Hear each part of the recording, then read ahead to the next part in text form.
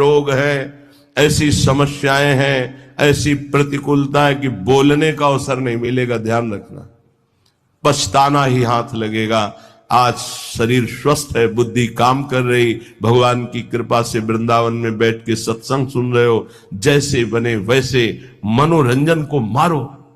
मनोरंजन से ही बड़े भयानक भयानक पाप हो रहे हैं।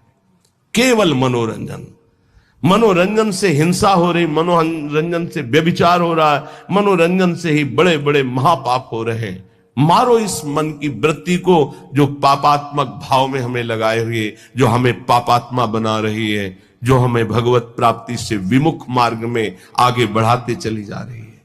श्रीपाद कह रहे, अद्यैव मूर्ख चल सर्वमिदं विहाय।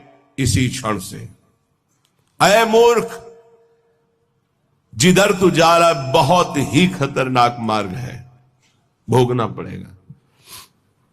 ऐसी ऐसी परिस्थितियां जीवों की जब देखते हैं ना, तो लगता है कितना कष्ट पार है जीव, कितना कष्ट पार है। आप लोग प्रमाद में हैं इसलिए आपको नहीं, यहां किसी भी कष्ट को देखा जाता है तो तत्काल उसमें तन्मयता की जाती है, तो पूरा कष्ट अनुभव होता है। अरे कितना भयानक पीड़ा इस जीव को हो रही है, कोई उपाय नहीं, केवल मृत्यु ही मृत्यु। वो सड़ रहा है, कोई औषधि का। जंगलों में ऐसे कितने जीव हैं जिनके विचित्र कष्ट जागृत हो गए, कोई औषधि नहीं, कोई खान पान की व्यवस्था नहीं। अब वो जब तक मरेगा नहीं, वो उठ के नहीं चल सकता, कीड़े खा रहे, पड़ा है, जिंदा जिंदा पड़ा है, सड़ रहा है। कौन है ये? हम ही हैं। हमारे कर्म बिगड़ गए तो ऐसे जीव बन गए, ऐसे ऐसे भोगे। अद्यैव मूर्ख, ए मूर्ख, अभी अभी कदम वापस लौट, जिधर जा रहा है बहुत खतरा है, नहीं समझ में आ रहा। बहुत विचित्र गति माया की है।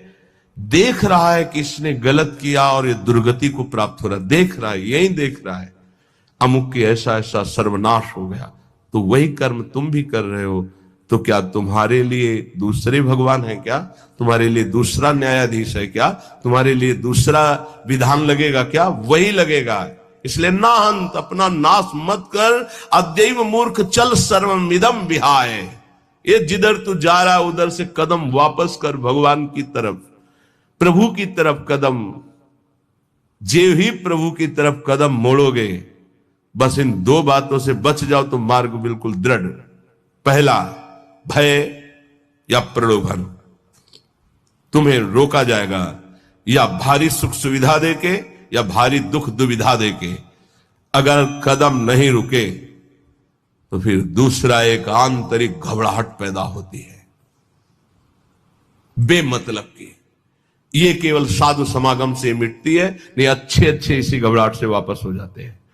इस मार्ग में चलना संतों के वचन से प्रारंभ होता है, संतों के वचन से ही मध्य और संतों के वचनों से ही पूर्णता होती है। अन्यथा ये मार्ग बहुत ही एकांतिक और गुप्त है।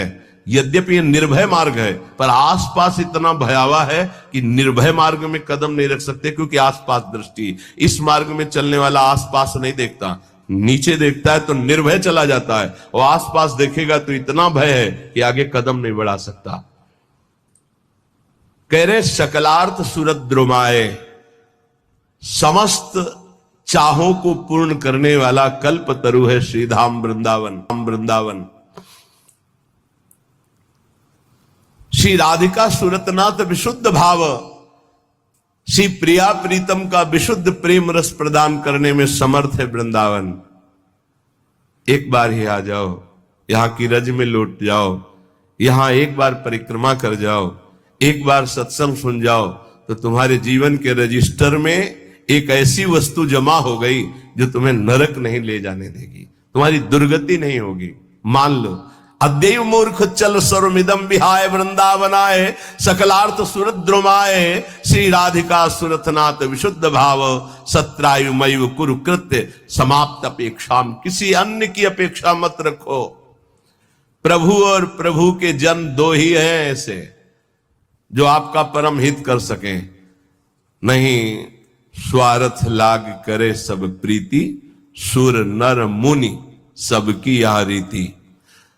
स्वार्थ रहित जग जुग उपकारी, तुम तुम्हार सेवक असुरारी। भगवान और भगवान का प्रेमी भक्त, ये दो ही ऐसे जो स्वार्थ रहित जगत का मंगल करते हैं, नहीं तो सब स्वार्थ वशात ही प्रेम करते हैं। तो कह रहे हैं कृत्य समाप्त अपेक्षाम, किसी और की अपेक्षा खत्म करो। भजिबे को दो ही भले, कह हरि कह हरिदास, या तो प्रभु और या प्रभु के प्रेमी जन। पूज्य परमहंस श्री राम कृष्ण देव जी, अमृतमय उनकी वाणी। अय उपासक, तुम कभी किसी से वाद विवाद न करो।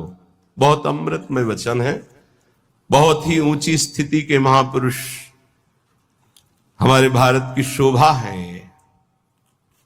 थे नहीं कह रहा हूं, है, क्योंकि महापुरुषों की वाणी ही महापुरुषों का स्वरूप है। वाणी विराजमान है अर्थात महापुरुष विराजमान है। पूज्य श्री परमहंस शिरोमणि श्री रामकृष्ण देव जी, उपासक वाद विवाद मत करो। जिस प्रकार तुम अपने इष्ट देव को, अपने धर्म को दृढ़ विश्वास के साथ पकड़े हुए हो और महान मानते हो, ऐसे ही कोई दूसरे धर्म का उपासक अपने इष्ट देव को और अपने धर्म को महान मानता है। इसलिए तुम अपने धर्म को महान करके दूसरे को नीचा दिखाने वाला वाद विवाद मत करो। कितना सुलझा हुआ स्वरूप महापुरुषों का। केवल वाद विवाद से तुम अपने धर्म और इष्ट देव को खो दोगे। दूसरे धर्म की निंदा करके, दूसरे के इष्ट देव की अवहेलना करके तुम अपने इष्ट देव और धर्म को खो दोगे।